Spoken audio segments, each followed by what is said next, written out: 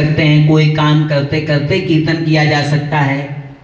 लेकिन जब अखंड कीर्तन करते हैं या ऐसे भी अगर दोनों बाहें फैलाकर कीर्तन करें तो वह होता है समर्पण का भाव। हम परम पुरुष को समर्पित कर रहे हैं अपना सब कुछ। जैसे महाभारत में कथा है कि जब द्रौपदी का चीरहरण हो रहा था तो द्रौपदी बड़े बड़े धनुर्धर के पास जाती है, कृपाचार्य, द्रोणाचार्य, भीष्म, अपनी रक्षा के लिए। लेकिन सभी बड़े बड़े धनुर्धर सिर झुका देते हैं, कोई भी सामने नहीं आता। उसके बाद जब द्रौपदी ने देखा कि अब कोई भी सामने नहीं आ रहा है, अब मेरी रक्षा कैसे होगी, तब द्रौपदी ने एक हाथ से अपना पल्लू पकड़ा और एक हाथ से भगवान श्री कृष्ण को पुकारा। तभी भगवान नहीं आए। जब द्रौपदी ने देखा कि अब यह मेरा कमजोर हाथ मेरी रक्षा न कर सकेगा, तब द्रौपदी ने दोनों बाहें फैलाकर भगवान श्री कृष्ण को पुकारा। कहते हैं कि वस्त्र कम नहीं हुए। तो जब साधक अपने दोनों बाहें फैलाकर पूर्ण समर्पण भाव से परम पुरुष को पुकारता है, तब परम पुरुष क्या करते हैं? पहली बात तो परम पुरुष के बाद बहुत सारे काम होते हैं। तो परम पुरुष छोटा सा खिलौना दे देंगे कि हमारा बच्चा खेलता रहे। जैसे माँ बच्चे को अपने पालने में झुला देती है, क्योंकि बच्चे के पास, माँ के पास बहुत कार्य होता है। और जब बच्चा क्या करता है, रोने लगता है, तो माँ फिर दौड़ के जाती है, खिलौना दे देती है।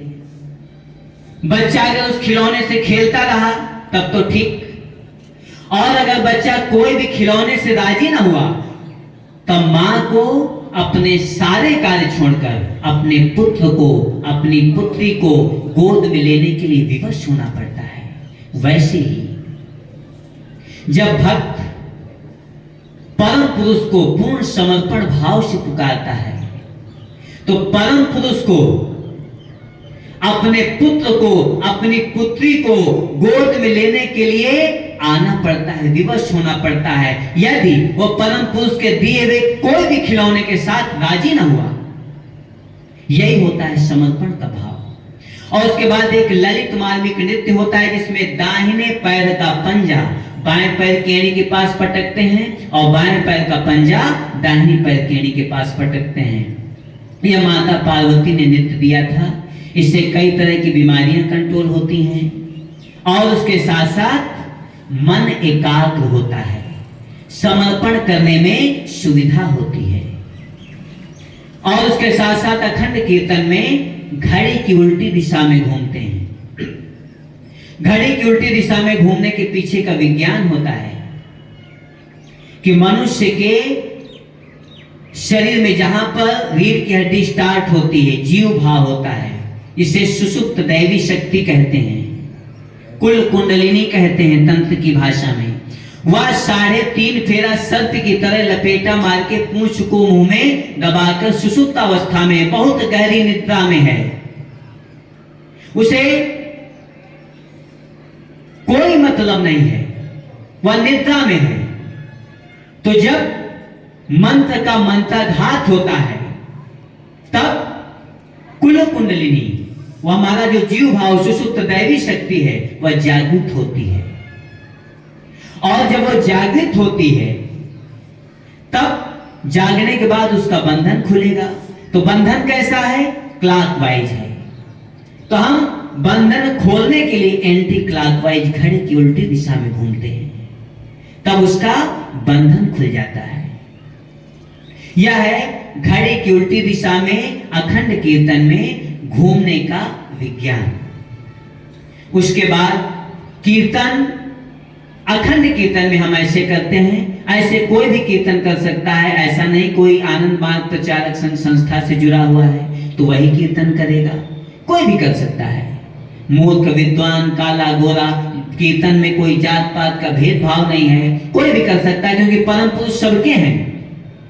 यहां तक कि परम पुरुष भगवान श्री आनंद मूर्ति जी कहते हैं कि कीर्तन करने से मैं स्वयं अपने पुत्र की ओर जाता हूं, और यहां तक कि कोई अगर घृणा भाव से भी सुन रहा है, क्या बाबा नाम की उन्होंने सुबह सुबह लगा दिया। बाबा कहते हैं, परम पुरुष कहते हैं कि मैं उसकी ओर भी जाता हूं। क्यों? क्योंकि वह भी तो मेरा पुत्र है, वह भी तो मेरी पुत्री है। तो अगर कोई घृणा भाव से भी परम पुरुष को पुकारता है, बाबा नाम केवलम बोलता है, तो परम पुरुष उसकी ओर भी जाते हैं। बाबा नाम केवलम कीर्तन में बहुत तेजी से पाप हरने की शक्ति होती है, और इसको चलते फिरते कोई भी कार्य करते करते इसको किया जा सकता है। जैसे सत्संग में, यहाँ कीर्तन में आए सभी लोग प्रसाद का इंतजार करते हैं कि कीर्तन समाप्त होगा, सत्संग समाप्त होगा तो उसके बाद प्रसाद मिलेगा। प्रसाद क्या है? एक खाने की वस्तु है, उसमें आध्यात्मिक तरंग प्रवेश हो जाती है। कीर्तन होता है तो कीर्तन से जो पॉजिटिव एनर्जी निकलती है, आध्यात्मिक शक्ति निकलती है, उस खाने की वस्तु में प्रवेश कर जाती है तो प्रसाद हो जाता है। हम अपने घर में भी डेली प्रसाद खा सकते हैं। अगर हम रोज निरंतर खाना बनाते समय कीर्तन करते करते खाना बनाएं, तो कीर्तन करने से जो आध्यात्मिक तरंग उत्पन्न होगी, उससे हमारा मन भी प्रसन्न हो जाएगा, और उसके साथ साथ उस भोजन में प्रवेश कर जाएगी जो आध्यात्मिक शक्ति, वह प्रसाद हो जाएगा। दिया हुआ कीर्तन। अब कीर्तन के साथ साथ मनुष्य का जन्म देखा जाए तो धर्म साधना के लिए भी हुआ है।